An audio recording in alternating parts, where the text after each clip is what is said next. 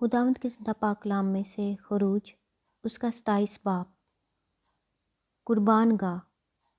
اور تو کیکر کی لکڑی کی قربان گاہ 5 ہاتھ لمبی اور 5 ہاتھ چوڑی بنانا۔ وہ قربان گاہ چوخونٹی اور اس کی اونچائی 3 ہاتھ ہو، اور تو اس کے لیے اس کے چاروں کونوں پر سینگ بنانا، اور وہ سینگ اور قربان گاہ سب ایک ہی ٹکڑے کے ہوں، اور تو ان کو پیتل سے منڈھنا۔ اور تو اس کی راکھ اٹھانے کے لیے دیگیں اور بیلچے اور کٹورے اور سیخیں اور انگیٹھیاں بنانا۔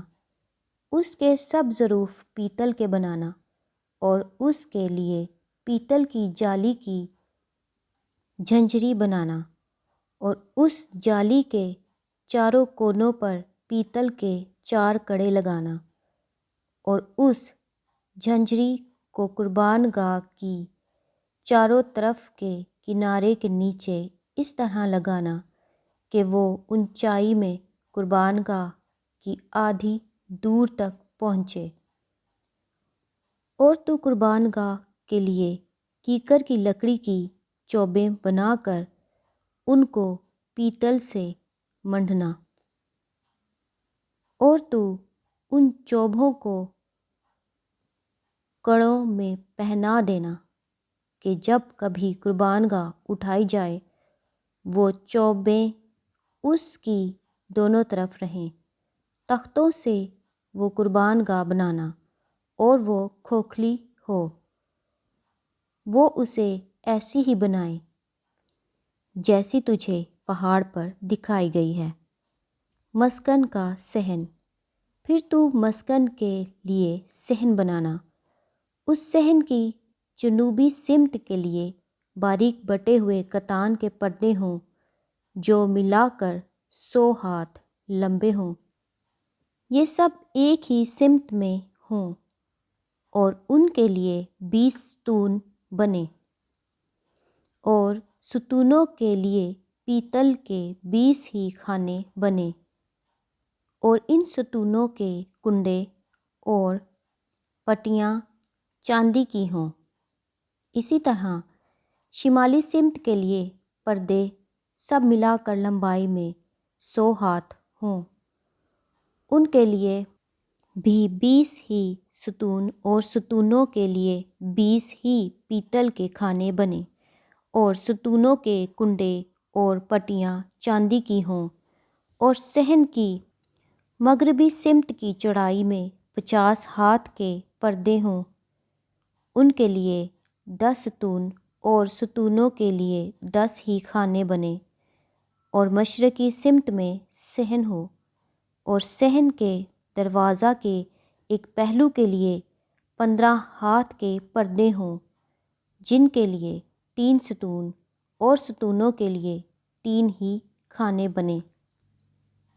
اور دوسرے پہلو کے لیے بھی 15 ہاتھ کے پردے اور 3 ستون اور 3 ہی خانے بنے، اور صحن کے دروازہ کے لیے 20 ہاتھ کا ایک پردہ ہو جو آسمانی، ارغوانی اور سرخ رنگ کے کپڑوں اور باریک بٹے ہوئے کتان کا بنا ہوا ہو، اور اس پر بیل بوٹے کڑھے ہوں۔ اس کے ستون 4 اور ستونوں کے خانے بھی 4 ہی ہوں، اور صحن کے آس پاس سب ستون چاندی کی پٹیوں سے جڑے ہوئے ہوں، اور ان کے کنڈے چاندی کے اور ان کے خانے پیتل کے ہوں۔ صحن کی لمبائی 100 ہاتھ اور چوڑائی ہر جگہ 50 ہاتھ، اور کنات کی اونچائی 5 ہاتھ ہو۔ پردے باریک بٹے ہوئے کتان کے اور ستونوں کے خانے پیتل کے ہوں۔ مسکن کے قسم قسم کے کام کے سب سامان اور وہاں کی میخیں اور صحن کی میخیں یہ سب پیتل کے ہوں۔ چراغ کی نگہداشت۔ اور تو بنی اسرائیل کو حکم دینا کہ وہ تیرے پاس کوٹ کر نکالا ہوا زیتون کا خالص تیل روشنی کے لیے لائیں تاکہ چراغ ہمیشہ جلتا رہے۔ خیمہ اجتماع میں اس پردہ کے باہر جو شہادت کے صندوق کے سامنے ہوگا، ہارون اور اس کے بیٹے شام سے صبح تک شمعدان کو خداوند کے روبرو آراستہ رکھیں۔ یہ دستور و عمل بنی اسرائیل کے لیے نسل در نسل سدا قائم رہے گا۔ خداوند کے زندہ پاک کلام کے پڑھے اور سنے جانے پر خداوند کی خاص برکت ہو۔ خدا کا شکر ہو، آمین۔